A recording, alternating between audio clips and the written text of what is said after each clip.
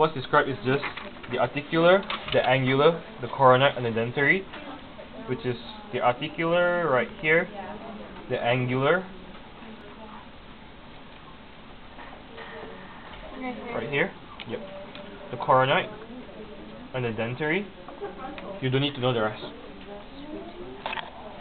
Clear? Okay, so now let's go through the iguana skull.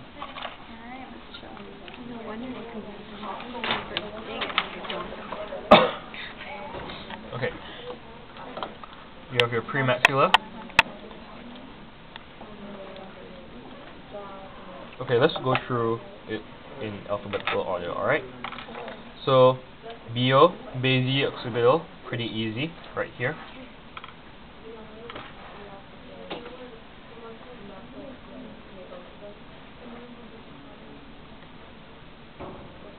Okay.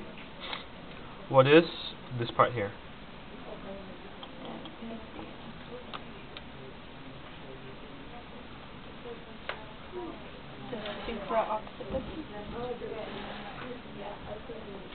No. That is the occipital condyle.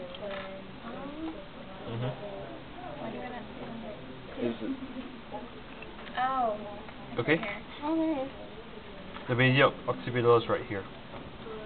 This The portion. occipital condyle isn't paired No. in reptiles? Yes. That is the main difference between the occipital condyle of a mammal versus a reptile.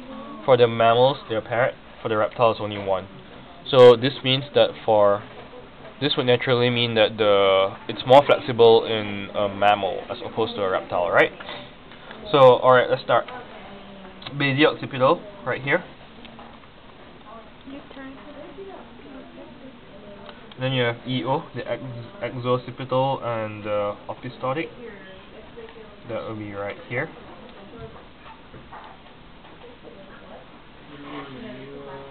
Okay. The supra-occipital, right here.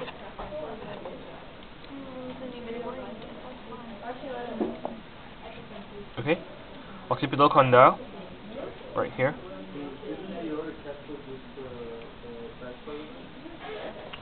And then the nasal, here. The nasal, you have to remember, is here. Frontal, parietal,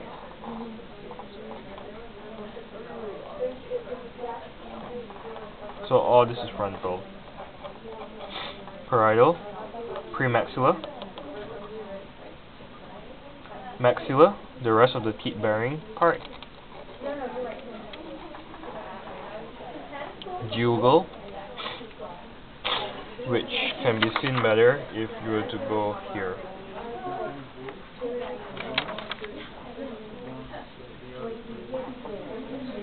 So where did you go again? Along the side of the eye? Jugal. Pterygoid, this part here, that forms the inner teeth.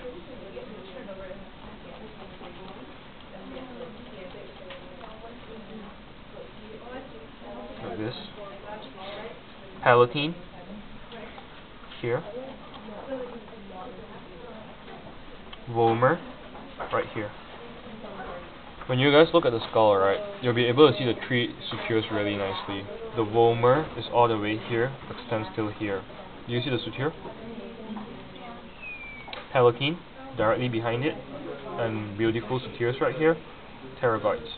These are kind of like the secondary teeth that have inside to allow for further processing and crushing of prey. Okay? Quadrate. Where is the quadrate?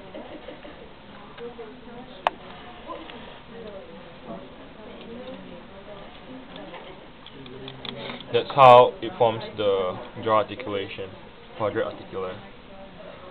Squamosal.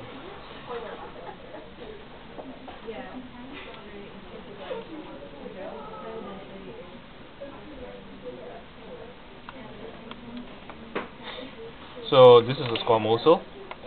Does it remind you of something? Like the squamosal and the Exactly. But instead of having a zygomatic, what do you have? You have the jugal.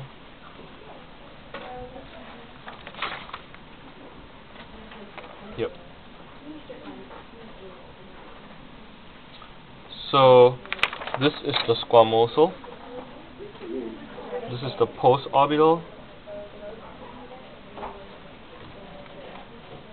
Right here is your jugal. Okay?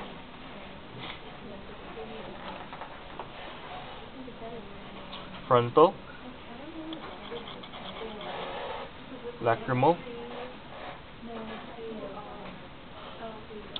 The squamosal right here and the jugal right here, they form an arch called the supratemporal arch, not the zygomatic arch. What's this again? The postorbital.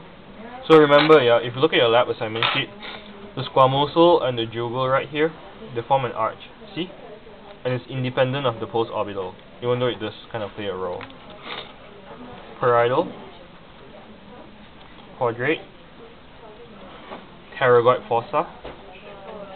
So notice that the arch, the zygomatic arch, has gone up to form the supratemporal arch.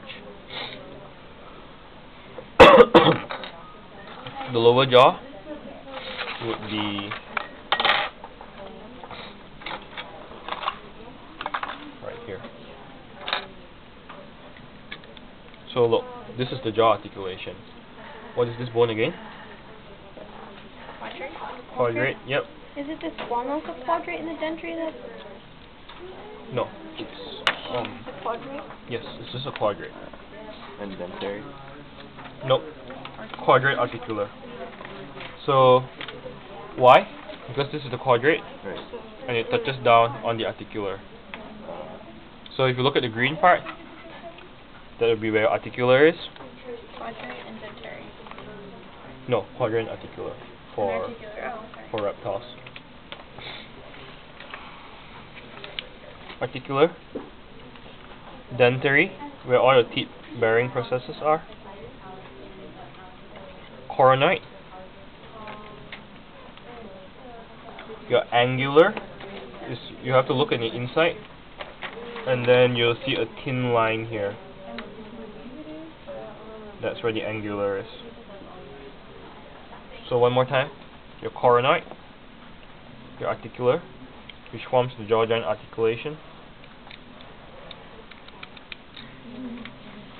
your angular,